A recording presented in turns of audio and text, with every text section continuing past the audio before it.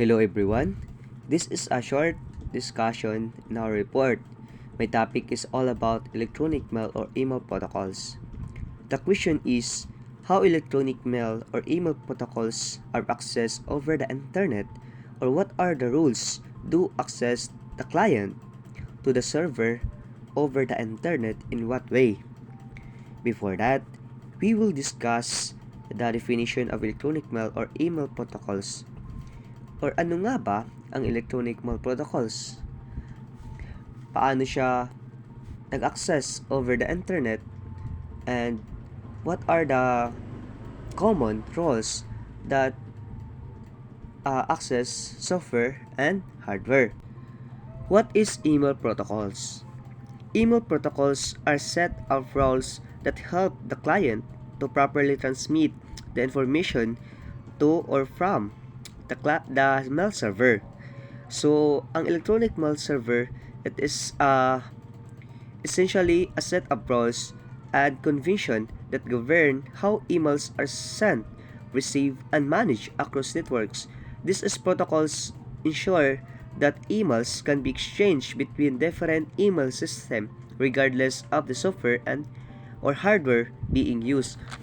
So, ang electronic, it is the electronic mail protocols that access emails that sent, receive, or manage across networks using the software and hardware. Next is the various protocols such as SMTP, Simple Mail Transfer Protocols, POP, Post Office Protocols, and the last is IMAP, Internet Mail Access Protocols. First, Simple Mail Transfer Protocol or SMTP. It was first proposed in 1982. It is a standard protocol used for sending email efficiently and reliably over the internet. So, ang Simple Mail Transfer Protocol, it is one of the fundamental protocol for sending emails and handles the transfer or emails from the sender's email server to the recipient email server. So it is the transfer emails from the sender to the server and the recipient. Second is Internet Mail Access Protocol or IMAP. This was first proposed in 1986. There exists 5 versions of IMAP as follows. So first is the original IMAP or original Internet Mail Access Protocols. Second, it is the IMAP 2 or Internet Mail Access Protocol 2. 3 is IMAP 3 or Internet Mail Access Protocol 3.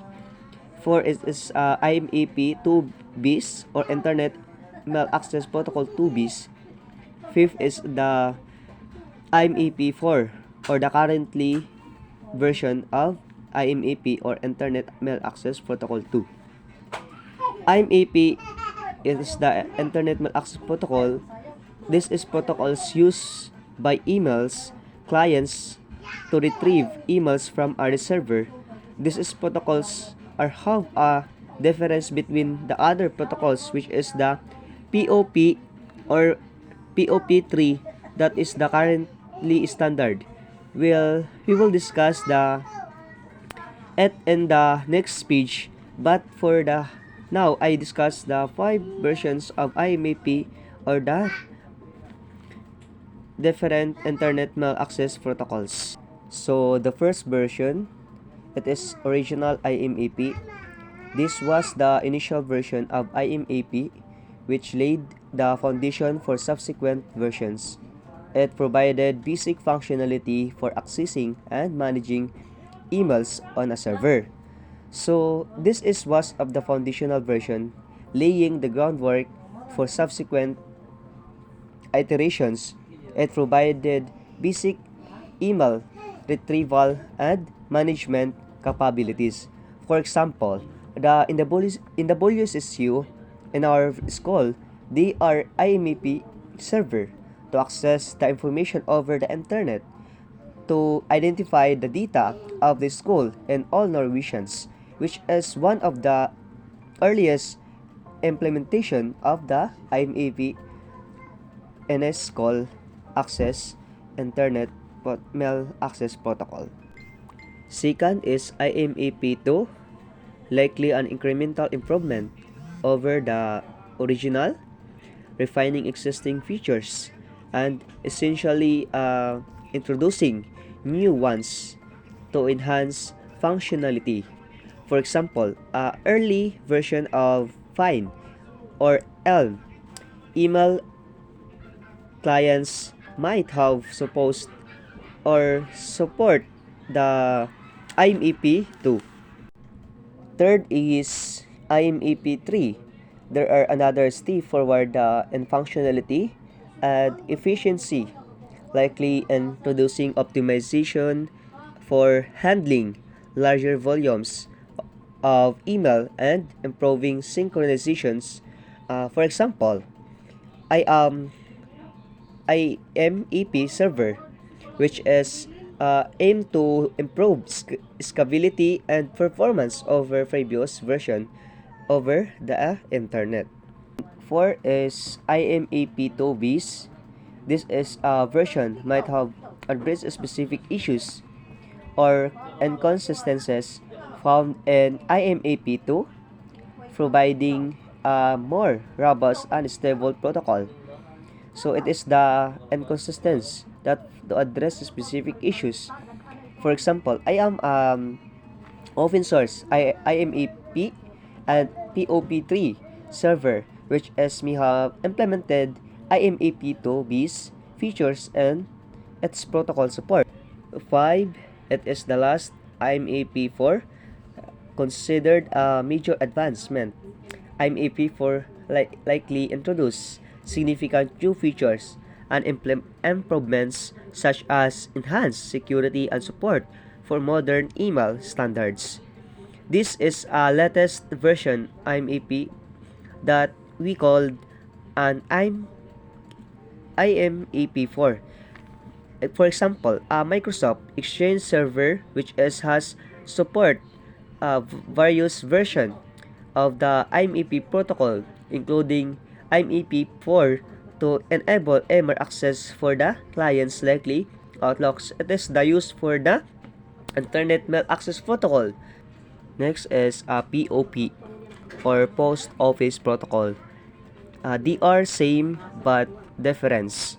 And to the IMAP, POP downloads emails to the client's device, while IMAP allows user to access emails directly from the server, sensing across multiple devices. So take note, they are the several version of POP3.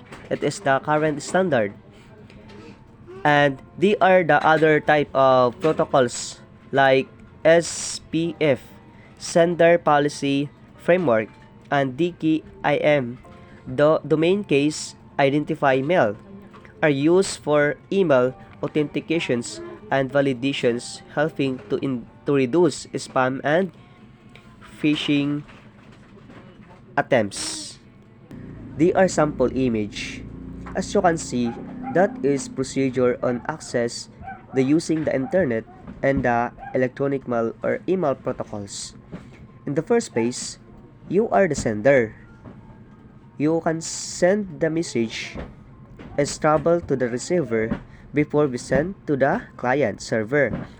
It's travel to the internet and process before we receive message the client server using the email receiver.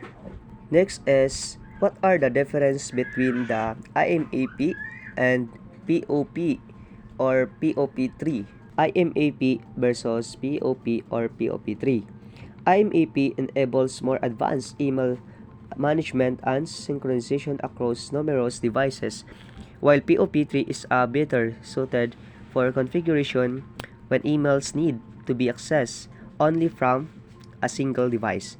IMAP or Internet Mail Access Protocol and POP Post Office Protocol are both methods used by email clients to retrieve emails from a mail server, but they work differently. IMAP allows users to access their emails directly from the server. When you open an email in an IMAP account, you're essentially viewing it on the server, and any changes you make, like marking it as read or viewing on the folder, and reflected on the server itself. This means you can access your emails from multiple devices, and the allows be signs because they are stored on the server. On the other hand, POP or POP3 and the third version of POP downloads emails from the server to your device. Once they are downloaded, they are typically removed from the server. Although some email clients offer an option to leave copies on the server, POP or more like a one-way receipt. Emails are fetched from the server to your device, and what you do with them on the device doesn't affect the service or server. There are sample image of difference between IMAP and POP3 or POP. As you can see, IMAP keeps emails on the server and signs changes across devices, while POP downloads emails to your device and typically removes them from the server.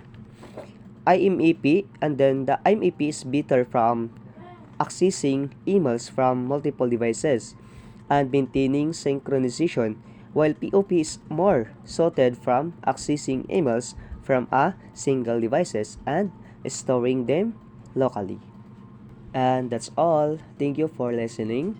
I hope you like my topic and you are understand and more gain knowledge about the electronic mail or email protocols and the various protocols, which is SMTP or Simple Mail Transfer Protocol, IMAP or Internet Mail Access Protocol, and POP or Post Office Protocol.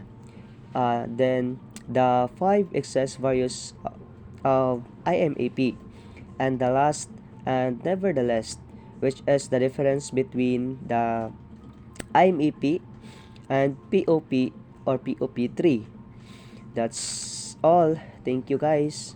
Have a nice day and be a good work. God bless everyone.